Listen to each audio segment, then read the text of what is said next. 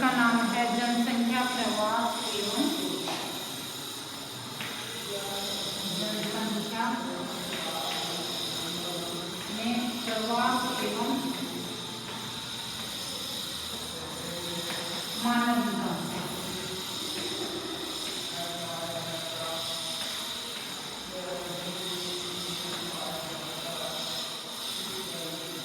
ठीक है, अब इसमें अपन ने पिछले लेसन में पढ़ाया था जनसंख्या का संरचना, विश्व की जनसंख्या की संरचना। उससे पहले मानव की वृद्धि, घनत्व और विकास। ठीक है, अब है जनसंख्या का प्रवास एवं मानव विकास। अब प्रवास क्या होता है? प्रवास क्या होता है? प्रवास ये होता है कि किसी भी भौगोलिक इकाई में एक स्थान से दूसरे स्थान पे जाना या वहां से आना ही प्रवास कहलाता है। ठीक है, अब प्रवास में जैसे अलग अलग आगे अपन इसके भाग पढ़ेंगे। जैसे एक महाद्वीप से दूसरे महाद्वीप में जाना या आना भी प्रवास है, या एक देश से दूसरे देश में जाना भी प्रवास है। अब जाते किस लिए प्रवास किस लिए किया जाता है?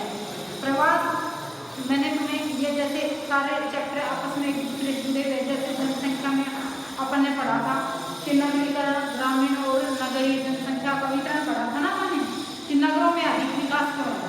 तो मेन इसमें ये होता है कि जनसंख्या अत्यधिक बढ़ने के कारण रोजगार की तलाश में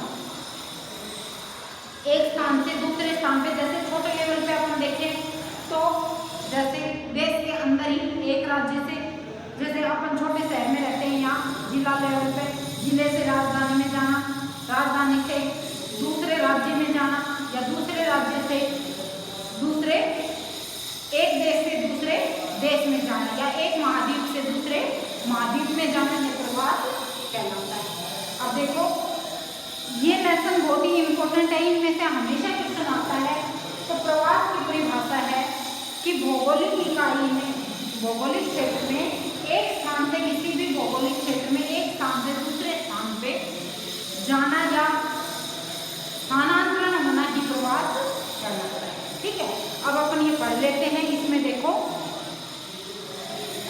जनसंख्या प्रवास संकल्पना है। सबसे पहला, मानव एक सामाजिक प्राणी होने के साथ साथ एक गतिशील प्राणी है। गतिशील का मतलब वो एक स्थान से दूसरे स्थान पे जाता आता रहता है।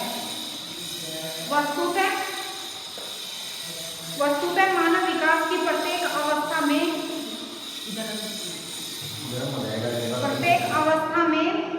गतिशील जनसंख्या की एक आधारभूत विशेषता रही है। अतः मनुष्य प्राग ऐतिहासिक काल से ही विभिन्न प्राकृतिक, सामाजिक,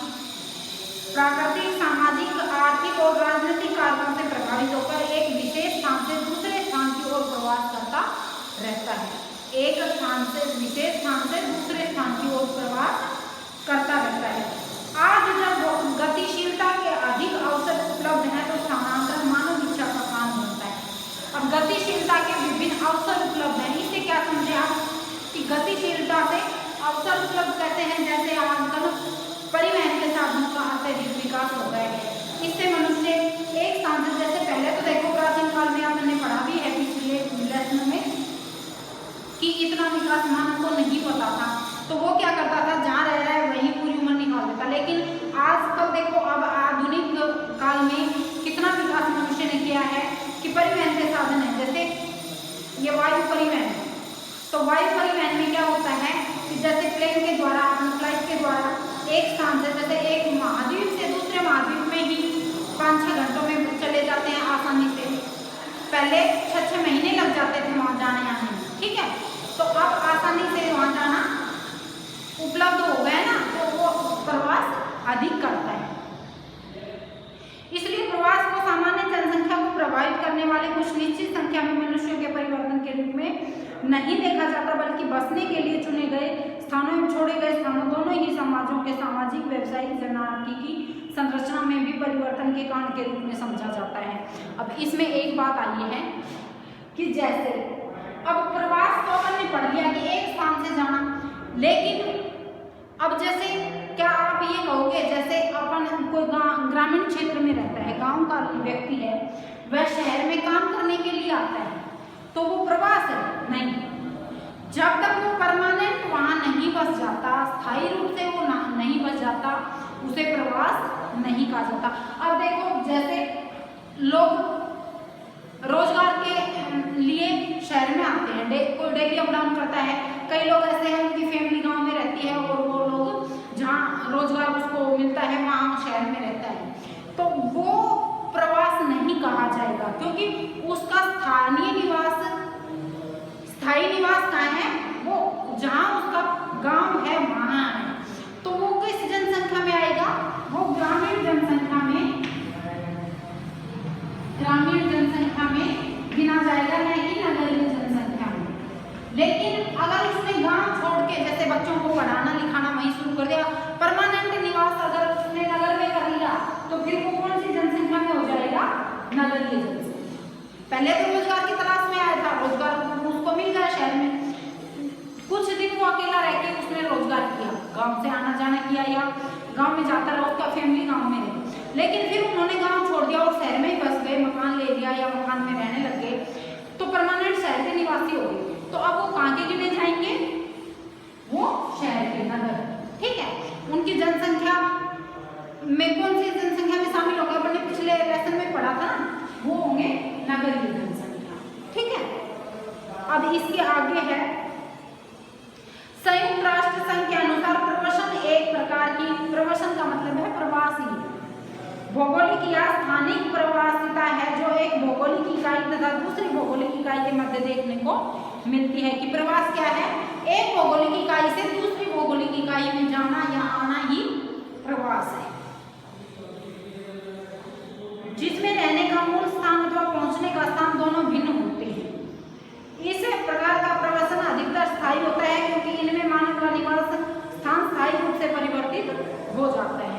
इसमें यह है कि जैसे अब राजस्थान का व्यक्ति है, गुजरात में काम करने जाता है, कोई महाराष्ट्र में जाता है, कोई बेंगलोर जाता है, कोई यूपी जाता है, या यूपी के लोग कोई हरियाणा में आते हैं, कोई पंजाब में, राजस्थान में। तो इस प्रकार से जो वो स्थायी रूप से अगर वहीं काम किया, वहीं रह गए, तो वो स्थायी प्रवास हो जाता है। ठीक है, अब है बोग महोदय, एक विद्वान का नाम है।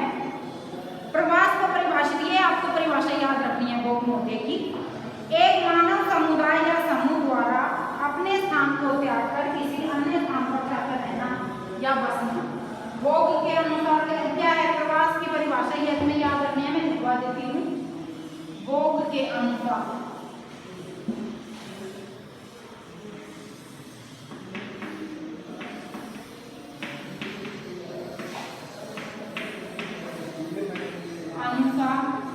इसमें है एक मनुष्य समुदाय या समूह, एक मनुष्य समुदाय या समूह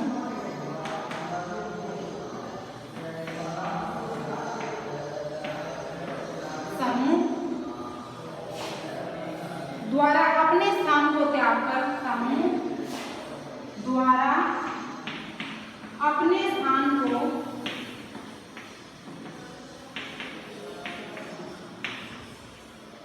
त्याग कर दूसरे स्थान पर, अन्य स्थान पर जाकर, अन्य स्थान पर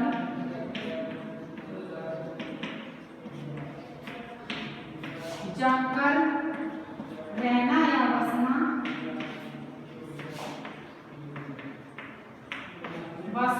ही प्रवास है।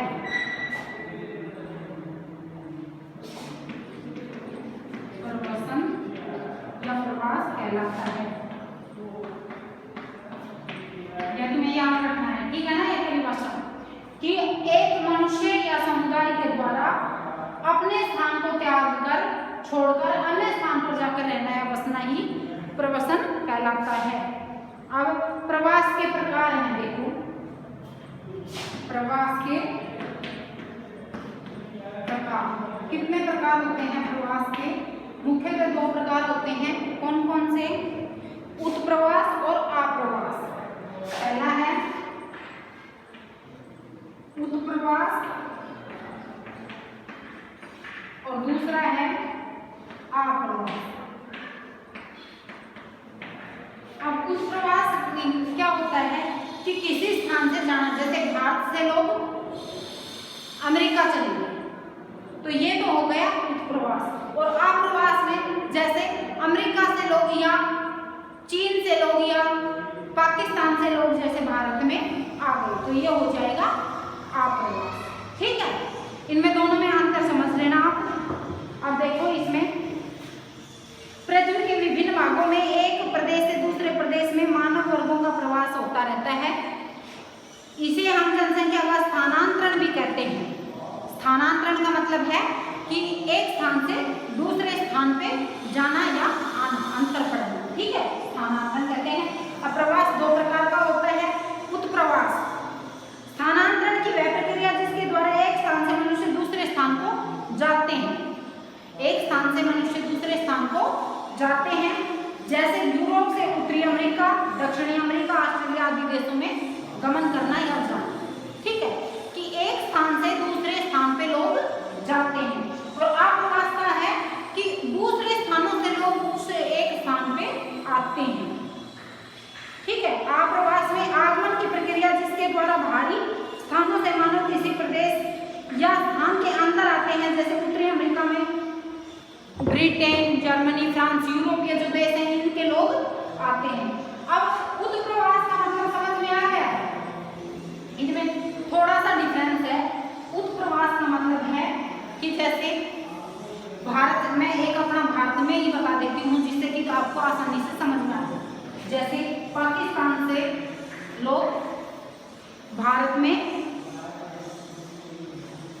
जैसे अब भारत के लोग कोई कनाडा रहता है, कोई अमेरिका रहता है, कोई इंग्लैंड में रहता है, तो ये तो हो गया उत्प्रवास। और आप्रवास क्या होगा कि जैसे पाकिस्तान से आ गए लोग, अफगानिस्तान से आ गए लोग, भारत में आके रहने लग गए ना वो, तो वो क्या होगा आप्रवास के किसी देश के अंदर आना और किसी देश से दूसरे देश में जाना उत्प्रवास कहलाता है। यह दोनों तुम्हें याद रखने हैं। उत्प्रवास और आप्रवास, कई बार ये छोटा क्वेश्चन पूछ लिया जाता है, उत्प्रवास में आप्रवास में अंतर बताइए या उत्प्रवास आप्रवास क्या होता है। ठीक है ना, तो तुम्हें ढंग से समझ लेना है। उत्प्रवास में लोग बाहर जाना और आप्रवास में लोग आना, देश के अंदर आना। दूसरे देशों से भी आ सकते हैं, वो अलग अलग राज्यों से भी आ सकते हैं। आप किसी भी बात को करें आप समझ सकते हो। जैसे अपने राजस्थान में कोई यूपी से आ गया, कोई बिहार से आ गया, ये तो हो गया आप्रवास। अब राजस्थान के लोग जैसे गुजरात जाते हैं, महाराष्ट्र में जाते हैं, इधर कर्नाटक में जाके काम करते हैं, तो ये होगा उत्प्रवास। ठीक है, अब है मानव प्रवास के पक्ष। मानव प्रवास के पक्ष कौन कौन से हैं, मतलब उनका आकलन अपन कैसे उनका अध्ययन करते हैं। तो मानव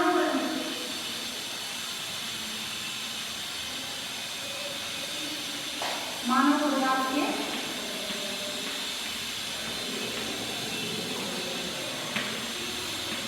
पक्ष इसमें आएगा आपका, देखो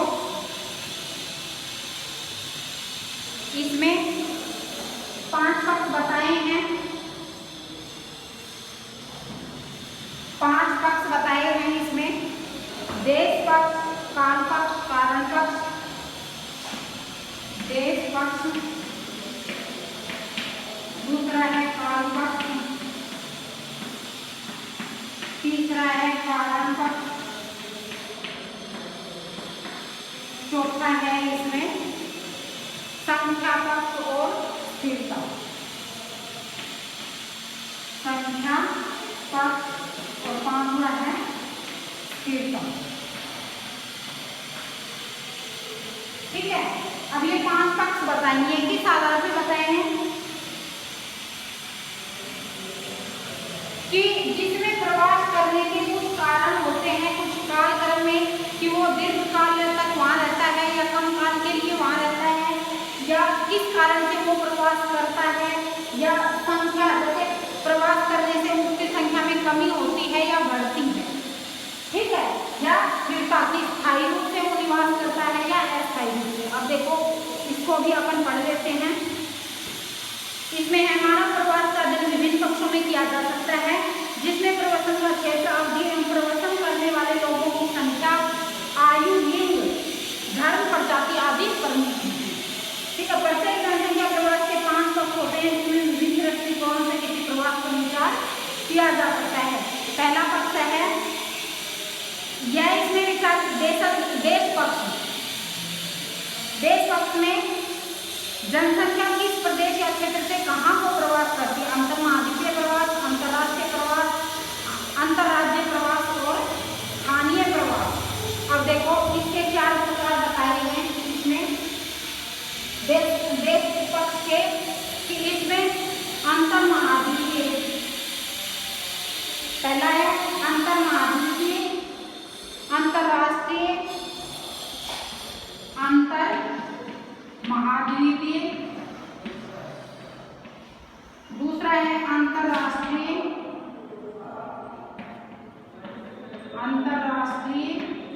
तीसरा है अंतर्राज्यीय,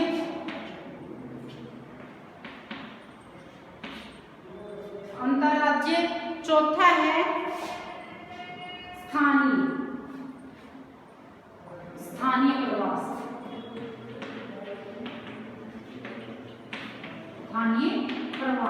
अब इसका मतलब क्या हुआ, अंतर्महाद्वीपीय, कि एक महाद्वीप से, जैसे दक्षिणी अमेरिका से उत्तरी अमेरिका में जाना या यूरोप से उत्तरी अमेरिका में जाना, तो अंतर्महाद्वीपीय, ठीक है, अंतर्महाद्वीपीय, अंतर्राष्ट्रीय, अंतर्राज्यीय और स्थानीय प्रवास। अब इसमें एक तो ये हो जाएगा कि एक महाद्वीप से दूसरे महाद्वीप, अपने अभी पढ़ा था। दूसरा है अंतर्महाद्वीपीय, कि एक ही महाद्वीप के अंदर दूसरे देश में जाना, ठीक है, एक महाद्वीप के, जैसे उत्तरी अमेरिका है, उत्तरी अमेरिका में कनाडा से यूएस से आ जाएंगे लोग, तो वो अंतर्महाद्वीपीय होगा ना एक महाद्वीप से। या जैसे एशिया के हैं, पाकिस्तान से लोग इंडिया में आ जाएंगे, बांग्लादेश से आ जाएंगे, श्रीलंका से आ जाएंगे, ठीक है ना। अब अंतर्राष्ट्रीय में अपने एक ही देश में उसके अलग अलग राज्यों में या अलग स्थानों में जाना अंतर्राष्ट्रीय होता है। जैसे भारत में मैंने बताया, राजस्थान से लोग गुजरात जाते हैं, एमपी जाते हैं, या उड़ीसा चले जाते हैं, पश्चिम बंगाल चले जाएंगे, तो अंतर्राष्ट्रीय हो गया ये, ठीक है। अब राज्य में ही एक दूसरे में जाना, और स्थानीय प्रवास में होता है अपने आसपास के क्षेत्र में, जैसे अब झुंझुनू है, इसके पास वाले क्षेत्र में लोग जाकर बस जाते हैं। जैसे झुंझुनू के आसपास गांव है, तो गांव से आके लोग झुंझुनू में बस गए, तो ये स्थानीय प्रवास हो जाएगा, ठीक है। अब अगला है कालपक्ष। इसमें दीर्घकालीन प्रवास, सामयिक प्रवास, दैनिक प्रवास आदि का अध्ययन किया जाता है। दीर्घकालीन प्रवास,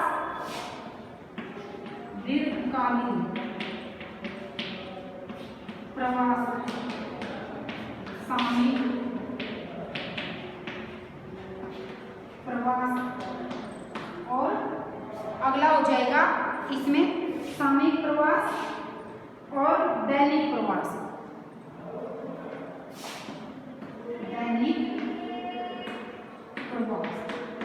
अब दीर्घकालीन प्रवास में तो क्या आएगा, दीर्घकालीन प्रवास में ये आएगा कि जैसे अपने यहाँ से समझ लो लोग जाते हैं, अपने भारत से विदेशों में जाते हैं, तो वो 2-3 साल तक नहीं आते ना, तो वो दीर्घकालीन प्रवास हो जाएगा। अब सामयिक प्रवास में जैसे ऋतु के अनुसार काम करने के लिए जाते हैं, जैसे 4 महीने 6 महीने लोग चले गए वहाँ पे काम करने के लिए, और फिर वो वापस आ जाते हैं। और दैनिक प्रवास में कि जैसे डेली आना जाना जो लोग करते हैं उसे दैनिक प्रवास बोलते हैं। अब अगला है कारण पक्ष। इसमें जनसंख्या प्रवास के कारणों पर विचार किया जाता है। इसमें भौतिक, आर्थिक, सामाजिक तथा राजनीतिक कारण, कि किन कारणों से ये लोग प्रवास कर रहे हैं। इसमें भौतिक कारण भी हो सकते हैं, सामाजिक, राजनीतिक, सांस्कृतिक, कि कोई धर्म के प्रचार के लिए जाता है डेली, ठीक है। अब अगला है संख्या पक्ष। संख्या पक्ष में ये आएगा कि देश से बाहर जाने वाले प्रवासी या उत्प्रवासी जनता और बाहरी देशों से आने वाली संख्या कितनी है, कि इसमें अप्रवास और उत्प्रवास की जो संख्या में अंतर आता है कि कितने लोग तो बाहर जा रहे हैं। ये आंकड़ा अपन जनसंख्या का वो करते हैं, आकलन तब करते हैं ना, तो कितने लोग तो बाहर जा रहे हैं और कितने लोग आ रहे हैं, उनकी गणना करना ही संख्या पक्ष कहलाता है। स्थिरता में कि वो परमानेंट वहां पर कितने बस जाते हैं। स्थायी रूप से जैसे अब यहाँ के लोग स्थायी रूप से कितने बस जाते हैं, जैसे यहाँ के लोग जाते हैं कनाडा या अमेरिका जाते हैं, या आप यूँ समझ लो इंग्लैंड जाते हैं, फ्रांस जाते हैं, जर्मनी जाते हैं, तो वहीं जाके बस जाते हैं। कई लोग जैसे पढ़ने के लिए गए, पीएचडी करने के लिए जाते हैं स्कॉलरशिप से, फिर वो क्या करते हैं, वहाँ पीएचडी की वहीं उनको जॉब मिल जाती है, फिर वो वहीं के परमानेंट निवासी हो जाते हैं। तो इससे स्थिरता, स्थायी रूप से जो वहाँ बस जाते हैं उसमें स्थिरता। तो ये थे मानव प्रवास के पक्ष, 5 पक्ष अपन ने पढ़े हैं। देशज पक्ष, इसमें अंतर महाद्वीपीय, अंतर्राष्ट्रीय, अंतर्राज्य और स्थानीय प्रवास। काल पक्ष में दीर्घकालीन प्रवास, सामयिक प्रवास और दैनिक प्रवास। कारण पक्ष में राजनीतिक, भौगोलिक और सांस्कृतिक कारक, कोई भी आर्थिक कारक कोई भी हो सकता है, किससे वो किस कारण से वो प्रवास करते हैं। अब अगला है संख्या प्रवास, कि वहाँ की संख्या पर उसको क्या प्रभाव पड़ता है, आने